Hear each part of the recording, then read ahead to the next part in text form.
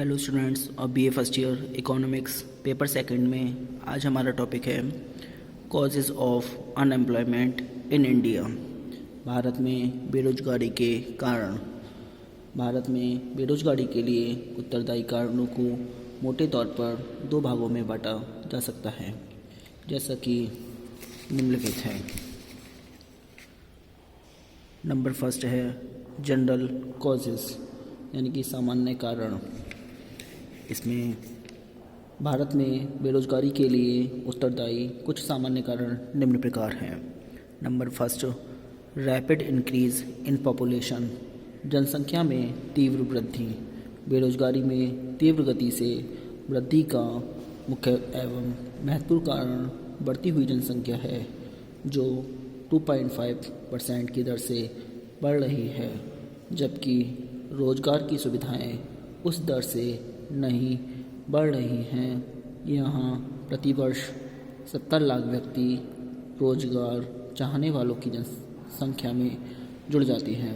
Number 2, defective planning, यानी कि नियोजन में दोष। देश में 1951 से नियोजन का कार्य चल रहा है, लेकिन यह नियोजन त्रुटिपूर्ण रहा है। इसमें रोजगार मूलक नीति का प्रतिपादन नहीं किया गया है, फलतः बेरोजगारी में वृद्धि हुई है। Number 3, slow rate of economic growth, आर्थिक विकास की धीमी गति। रोजगार की मात्रा में वृद्धि आर्थिक विकास की दर पर भी निर्भर करती है। जब आर्थिक विकास की दर तीव्र होती है तो रोजगार के आर्थिक अवसर उत्पन्न होते हैं। परिणाम यह हुआ कि बेरोजगारी बढ़ती गई। Number 4, mechanisation, यंत्रीकरण। भारत विकासशील देश होने के कारण यंत्रीकरण एवं अभिनवीकरण की ओर बढ़ रहा है। देश में स्वचालित मशीनें लगाई जा रही हैं। कृषि में यंत्रीकरण की गति बराबर बढ़ रही है। इन सभी का परिणाम है कि अब पहले की तुलना में कम व्यक्तियों से वही कार्य कराया जा रहा है। नंबर 5, वुमेन एम्प्लॉयमेंट, स्त्रियों द्वारा नौकरी। स्वतंत्रता से पूर्व बहुत थोड़ी सी स्त्रियां नौकरी करती थीं, लेकिन आज इनकी संख्या एवं प्रतिशत पहले से ही कहीं अधिक है। इससे पुरुषों में बेरोजगारी बढ़ी है। Number 6, इनएडिक्वेट availability of productive resources, यानी कि उत्पादन के साधनों की अपर्याप्त मात्रा। भारत में बेरोजगारी का अन्य कारण उत्पादन के साधनों की अपर्याप्त मात्रा में उपलब्धता है। उदाहरण के लिए कृषि में सिंचाई की कमी के कारण भूमि का पूरे वर्ष उपयोग नहीं हो पाता। बिजली तथा कच्चे माल की कमी के कारण भी लोगों को पूरे वर्ष रोजगार नहीं मिल पाता। नंबर 7, डिक्रीजिंग डिपेंडेंसी रेशो, यानी कि गिरता हुआ निर्भरता अनुपात।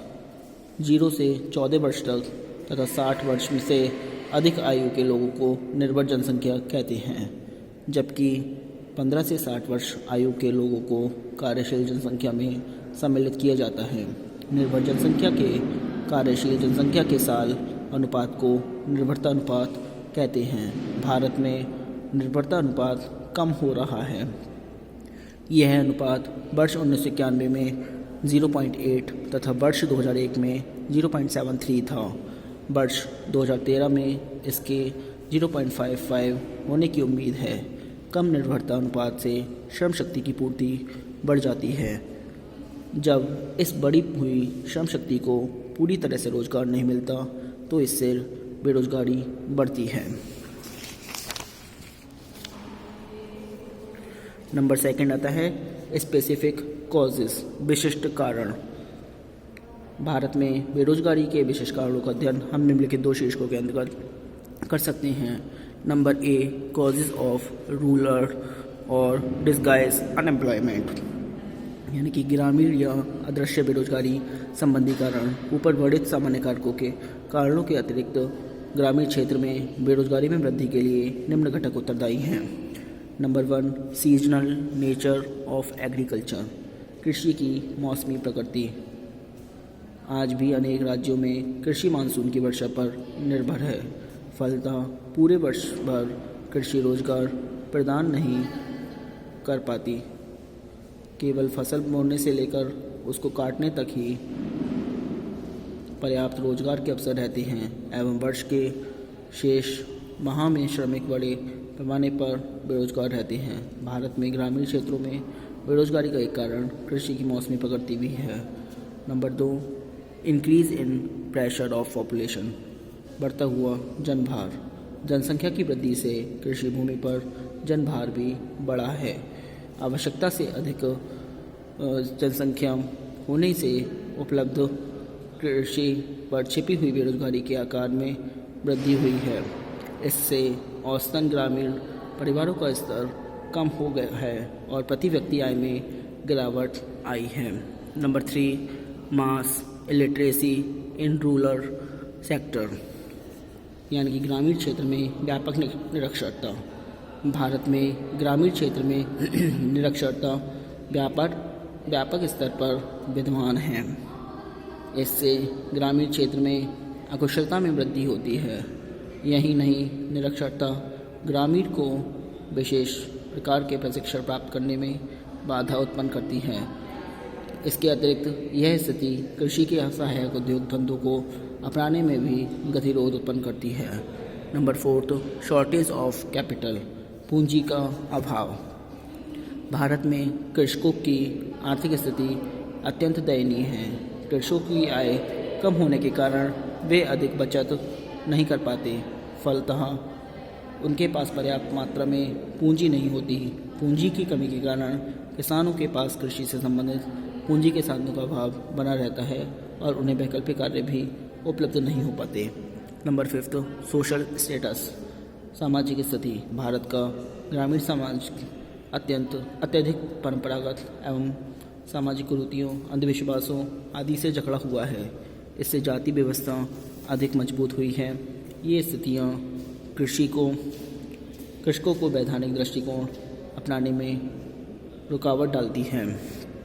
सामाजिक एवं धार्मिक अंधविश्वास कृषि श्रमिकों की गतिशीलता पर भी विपरीत प्रभाव डालते हैं। Number 6, shortage of secondary industries, सहायक उद्योग धंधों का अभाव। भारत की प्रथम 3 पंचवर्षीय योजनाओं में कृषि से संबंधित सहायक उद्योग धंधों और कुटीर उद्योगों के विकास पर अधिक बल नहीं दिया गया। बाद में पंचवर्षीय योजनाओं में यद्यपि इस दिशा में प्रयास किए गए, फिर भी ग्रामीण और कुटीर उद्योगों का अभाव है। फलतः रोजगार के वैकल्पिक अवसर ग्रामीण क्षेत्र में पर्याप्त रूप से नहीं बढ़ पाए हैं। नंबर 7, इमोबिलिटी ऑफ लेबर, श्रमिकों की गतिहीनता। भारतीय श्रमिक अधिकांश रूप से गतिहीन हैं। श्रमिक क्योंकि भारत में आमतौर पर लोगों की घर पर रहने की प्रवृत्ति बन चुकी है, वे घर से बाहर निकलकर काम तलाश करने का बहुत कम कष्ट करते हैं। भाषा, धर्म, जलवायु, रीति रिवाज, पारिवारिक मोह आदि बातें इसकी गतिशीलता में रुकावट बन जाती है। श्रम की गतिहीनता बेरोजगारी की मात्रा को और भी बढ़ाती है। कई बार कुछ स्थानों पर काम तो उपलब्ध होता है, पर लोग अपना घर छोड़कर वहाँ आना पसंद नहीं करते। नंबर बी है कॉजेज़ फॉर अर्बन और एजुकेटेड अनएम्प्लॉयमेंट, नगरीय या शिक्षित बेरोजगारी संबंधी कारण। नगरीय क्षेत्र में औद्योगिक श्रमिक तथा पढ़े लिखे लोगों में बेरोजगारी के प्रमुख कारण निम्नलिखित हैं। नंबर 1, डिफेक्टिव एजुकेशन सिस्टम, दोषपूर्ण शिक्षा प्रणाली। हमारी शिक्षा प्रणाली दोषपूर्ण है क्योंकि वह अधिकतर साहित्यिक है, व्यावसायिक नहीं है, जिसके फलस्वरूप शिक्षित बेकारी देश में अधिक है। प्रत्येक वर्ष हमारे विश्वविद्यालय से हजारों विद्यार्थी BA MA पास करते हैं। फलतः प्रति वर्ष शिक्षित वर्ग में कार्य ढूंढने वाले तथा कार्यों के अवसरों में अंतर बढ़ता जाता है। इसी में ही अभी वर्तमान शिक्षा प्रणाली स्वरोजगार को बढ़ावा न देकर रोजगार तलाश करने वालों को अधिक बढ़ावा देते हैं, जिससे समस्या जटिल होती जाती है। यह बात दक्ष अथवा अदक्ष दोनों प्रकार के श्रमिकों पर लागू होती है। Number 2, selection of unfavourable technique of production, प्रतिकूल उत्पादन तकनीकी का चुनाव। भारत में विभिन्न योजनाओं में उत्पादन के क्षेत्र में विकसित पाश्चात्य तकनीकी का प्रयोग किया गया है। फलतः उपभोग वस्तु उद्योगों व भारी उद्योगों में क्षेत्रीकरण इतना अधिक हो गया कि वर्तमान उपभोग वस्तुओं व मशीन बनाने वाले उद्योगों में विनियोग की प्रति इकाई रोजगार प्रदान करने की क्षमता बहुत कम है। योजनाओं को अवधि में राष्ट्रीय आय तथा बेरोजगारी में एक साथ वृद्धि होने का एक कारण यह है कि योजनाओं के अंतर्गत चुने गए तकनीकी उत्पादन की मात्रा में वृद्धि करते हैं, परंतु इनसे श्रम की आवश्यकता कम हो जाती है। Number 3, low rate of development, विकास की धीमी गति। भारत में योजना काल में यद्यपि आर्थिक विकास हुआ है और उत्पादन की मात्रा में वृद्धि हुई है, लेकिन आर्थिक विकास की दर विभिन्न पंचवर्षीय योजनाओं के अंतर्गत लक्ष्य से नीचे रही है। इस स्थिति में रोजगार के अवसरों में ज़्यादा वृद्धि न होना स्वाभाविक ही है। Number 4, low level of investment, मतलब विनियोग का निम्न स्तर। भारत की बेरोजगारी के प्रमुख कारणों में विनियोग के निम्न स्तर को उत्तरदायी ठहराया जा सकता है। देश में सार्वजनिक विनियोग की वास्तविक मात्रा में वृद्धि नहीं की जा सकती है। आंतरिक मुद्रा स्फीति, विदेशी सहायता की अनिश्चितता व युद्ध की आशंका के कारण पूंजी विनियोग विशेष रूप से 1965 से 75 के दशक में आशानुकूल नहीं रहा। Number 5, uncertainties before private sector, यानी कि निजी क्षेत्र के समक्ष अनिश्चितता। निजी क्षेत्र के समर्थकों का मत है कि सरकारी नीतियाँ निजी क्षेत्र को हतोत्साहित करती हैं, जिससे वह रोजगार के अवसर बढ़ाने में अपना पूरा योगदान नहीं दे पाते। भूतकाल में सरकार की कर नीति विनियोग को प्रोत्साहन देने वाली नहीं रही है। Number 6, attitudes of educated people, शिक्षितों का दृष्टिकोण। देश में शिक्षितों का दृष्टिकोण विचित्र है। सफ़ेद पोश कुर्ता पसंद है, उनमें शारीरिक श्रम के प्रति अरुचि है, ग्रामीण क्षेत्र में कार्य करने से घृणा है। Number 7, slow progress of vocational education, व्यावसायिक शिक्षा की धीमी गति। देश में सामान्य शिक्षा का तेज़ी से विकास हुआ है, किंतु व्यावसायिक व तकनीकी शिक्षा की प्रगति बहुत धीमी रही है। Number 8, lack of employment guidance, रोजगार मार्गदर्शन का अभाव। देश में नियोजकों व रोजगार चाहने वालों के बीच निकट संपर्क करने वाली संस्थाओं की कमी रही है। आज के लिए इतना ही। Thank you very much.